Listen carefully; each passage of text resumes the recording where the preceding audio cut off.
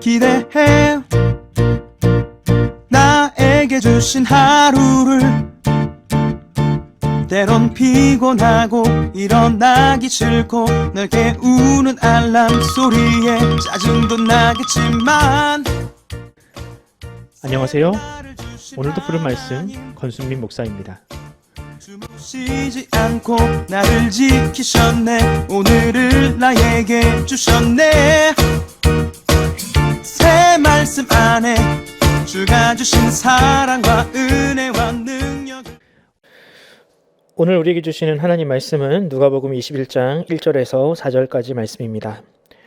예수께서 눈을 들어 부자들이 헌금 넣는 것을 보시고 또 어떤 가난한 과부가 2렙돈 넣는 것을 보시고 이르시되 내가 참으로 너에게 말하노니 이 가난한 과부가 다른 모든 사람보다 많이 넣었도다. 저들은 그 풍족한 중에서 헌금을 넣었거니와 이 과부는 그 가난한 중에서 자기가 가지고 있는 생활비 전부를 넣었느니라 하시니라. 아멘.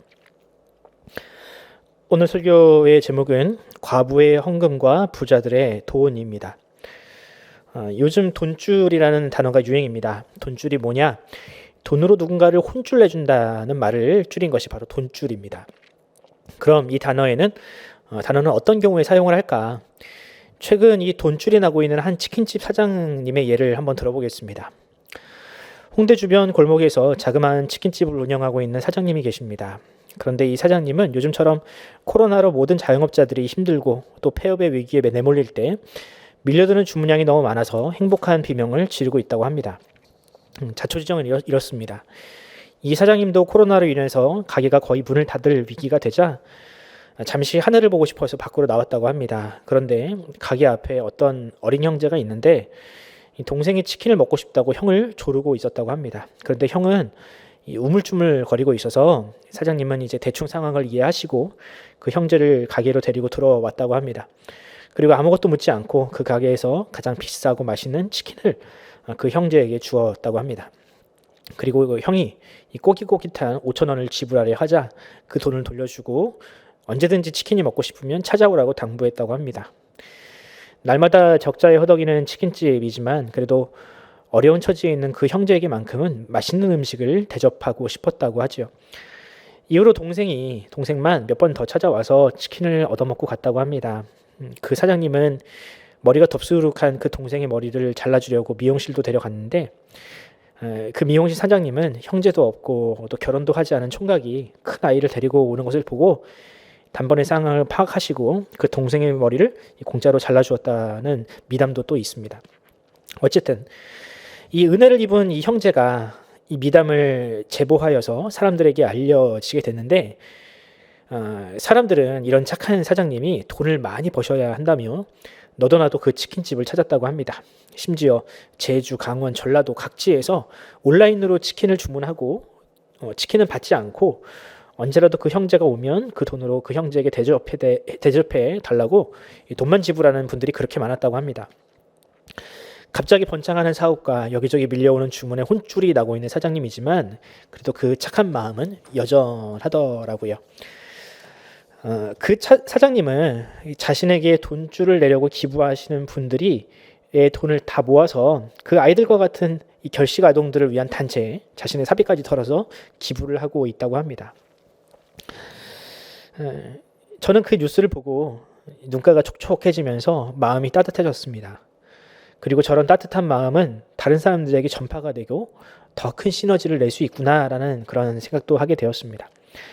그리고 기회가 된다면 저도 그 치킨집을 찾아서 돈줄을 내고 싶었습니다. 그리고 이런 생각을 하게 되더군요. 아무리 이기적인 사람도 저렇게 착하고 순수한 마음으로 사랑을 실천하면 돕고 싶은 마음이 생기는데 하물며 하나님은 어떨까? 또 그 치킨집 사장님에게 과연 돈이란, 사업이란 과연 무엇일까? 이런 생각을 하게 되었습니다. 오늘 본문을 보면 두 부류의 사람이 등장합니다. 한 부류는 부자들입니다. 당시 성전은 오픈된 공간에 헌금함이 있었는데 당시 부자들은 자신의 부요함과 또 신앙을 과시하기 위해서 막대한 헌금을 들고 사람들 앞에서 보란듯이 헌금을 했다고 합니다. 본문에서도 그들은 헌금을 내고 있었는데 얼마나 내는지 딱히 성경은 관심이 없습니다. 분명 어마어마한 금액을 헌금을 했을 텐데 예수님은 그저 그들이 풍족한 중에서 헌금을 넣었다라고만 말씀을 하십니다. 뭐 뉘앙스를 보면 뭐 그들의 행동이 뭐 딱히 잘못된 행동이다 뭐 이렇게 비난하지는 않는 것 같지만 단지 그들이 가진 재산에 비해서는 너무나도 미미한 정도다라고 말씀하시는 것 같습니다. 그런데 예수님의 눈에 요즘 말로 돈줄 내고 싶은 한 과부가 들어옵니다. 그녀는 성전에 올라와서 2렙돈, 다른 본문에서는 한 고드란트라고 하는데요. 그것을 하나님께 예물로 드렸습니다. 앞서 부자들의 막대한 헌금에는 침묵하던 성경은 이 과부의 헌금 액수는 굉장히 구체적으로 밝힙니다. 그녀가 낸 헌금의 액수는 요즘 말로 하면 한 5,000원에서 한 6,000원 정도 가치를 지닙니다. 어쩌면 하찮은 가치로 여겨질 수 있는 금액이지만 그 헌금을 낸 주체가 가난한 과부라는 설명을 들으면 누구도 그런 평가를 할 수 없습니다. 그렇다면 과부는 누구일까? 과부는 남편을 잃은 여성입니다. 더 나아가 유산을 상속받을 수 있는 아들이 없는 상태를 과부라고 합니다. 이런 이유로 여성의 사회적인 활동과 경제적인 활동을 금기하던 당시에는 이 과부는 정말 사회적으로 극빈층에 속하는 사람이었습니다. 그렇게 미래의 소망도 없고 현실적으로 매우 궁핍한 처지의 이 여인이 2렙돈을 가지고 하나님께 헌금을 하고 있는 것이죠. 그런데 예수님은 여기에 오직 예수님과 이 여인만이 알고 있을 한 가지 사실을 덧붙이셨습니다. 그것이 무엇이냐? 그 2렙돈은 그 과부의 생활비 전부라는 사실입니다. 예수님은 그 두 부류의 사람이 헌금하는 것을 보고 이렇게 말씀하십니다. 이르시되 내가 참으로 너희에게 말하노니 이 과부가 가난한 과부가 다른 모든 사람보다 많이 넣었도다. 많은 사람들이 이 본문을 보고 부자는 소유의 일부만 드렸고 과부는 전 재산을 드렸다. 그래서 예수님께 칭찬받았다. 그러므로 우리도 모든 것을 하나님께 드려야 한다고 이야기하는 사람들이 있습니다. 이 본문이 그저 그렇게 단편적으로 해석되고 말 것인가? 정말로 하나님께 우리의 모든 것을 바쳐야만 하나님께 인정하시나?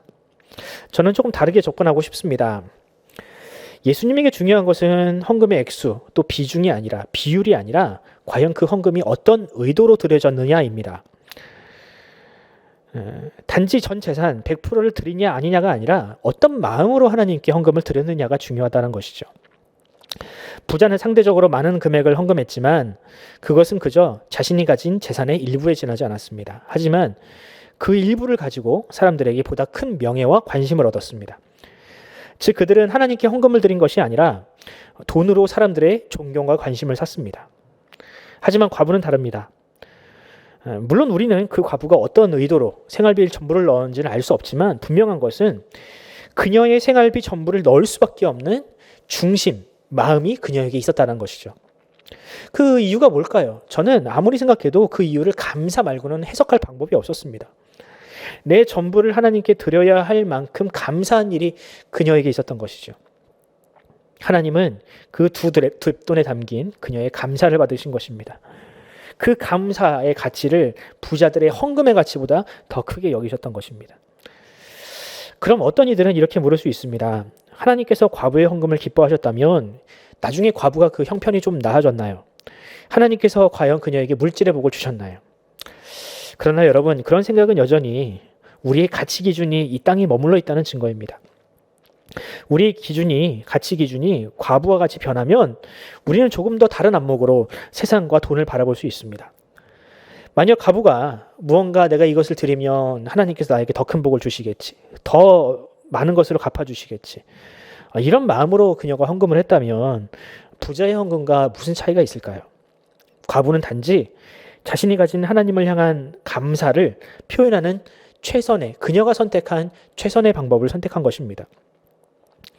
그녀의 생활비 전부를 헌금할 수 있었던 것은 하나님의 은혜가 그녀의 가치 기준, 그녀의 돈을 향한 가치 기준을 변화시켰다라는 가장 명확한 증거입니다. 사랑하는 성도 여러분, 중요한 것은 이것입니다. 우리에게 물질은 과연 무엇인가? 우리에게 돈은 과연 어떤 의미가 있는가? 만약 돈이 나의 생명이 되고 내 가치의 최고의 가치 기준의 최고봉에 있다면 우리는 과부같이 하나님께서 기뻐하시는 그런 신앙생활을 할 수 없습니다. 하지만 만약 우리가 참으로 구원받은 성도라면, 하나님의 은혜를 제대로 깨달은 성도라면, 진심으로 하나님의 은혜에 감사하는 삶을 산다면 우리는 결코 돈의 노예가 될 수 없습니다.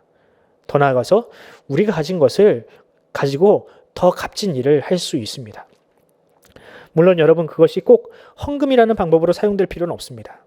정말로 내가 하나님의 은혜를 깨닫고 정말 감사하는 분들이라면 여러분이 생각할 때 하나님께서 명령하신 하나님을 사랑하고 이웃을 사랑하는 일에 최선의 방법으로 여러분들이 그것을 사용하시기 바랍니다. 만약 교회가 이웃 사랑을 잘 실천하고 또 다음 세대를 키우는 일을 나보다 더 효과적으로 할 수 있다면 그때에는 교회를 통해서 그 일에 동참하는 것도 좋겠죠. 여러분, 교회란 이 과부의 두 랫돔처럼 모아진 작은 물질들을 가지고 모아서 각 개인이 할 수 없는 그런 일들을 이루는 공동체라고 할 수 있습니다. 이것이 바로 교회가 이 땅에 필요하고 또 우리에게 필요한 이유입니다. 사랑하는 성도 여러분, 오늘 말씀을 통해서 과연 우리의 가치가 어디에 있어야 하는가? 우리의 가치를 올바로 두는 그곳에 하나님께서 기뻐하시는 일이 일어난다는 사실을 기억하시고 우리의 손과 발이 그렇게 하나님의 손에서 더 값지게 또 기쁘게 사용되는 저와 여러분의 인생이 되기를 간절히 소원합니다. 기도하겠습니다. 하나님 아버지, 은혜를 감사합니다. 비록 우리는 이 땅에 발붙이고 살아가지만 우리는 분명 하나님께서 부르신 하나님의 자녀들입니다. 하지만 때때로 우리의 가치 기준과 우리의 삶의 목적이 이 세상 사람들과 크게 다르지 않음을 보고 우리는 하나님 앞에 회개할 수밖에 없습니다. 주님, 과연 우리에게 돈은, 물질은 어떤 의미가 있습니까? 그것이 과연 하나님의 은혜보다 더 큽니까? 우리가 정말로 진심으로 우리의 신앙 고백이 단지 입에서 머무는 신앙 고백이 아니라 우리의 주머니와 우리의 손과 발과 우리의 삶 가운데 정말 증명되고 고백되는, 그렇게 실천적으로 고백되는 참된 그리스도의 제자로 살아가게 하여 주시옵소서. 감사드리며 예수 그리스도의 이름으로 기도드립니다. 아멘. 사랑하는 성도 여러분, 우리가 함께 기도합시다. 하나님께서 우리를 사용하시고 또 우리를 기뻐하시고 또 우리의 삶과 우리의 헌신을 통해서 하나님의 나라가 이루어지기를 위해서 우리가 기도해 주시고요. 특별히 우리 교회가 하나님의 일을 더 풍성하게 이룰 수 있는 그런 교회가 될 수 있도록 여러분들 기도해 주시기 바랍니다. 더 나아가서 이 코로나 바이러스와 싸우고 있는 우리 의료진들, 또 이 백신이 하루속히 온 국민들에게 보급되어서 우리가 이전의 삶을 다시 회복할 수 있게 해달라고 우리가 끝까지 기도했으면 좋겠습니다. 함께 기도하겠습니다.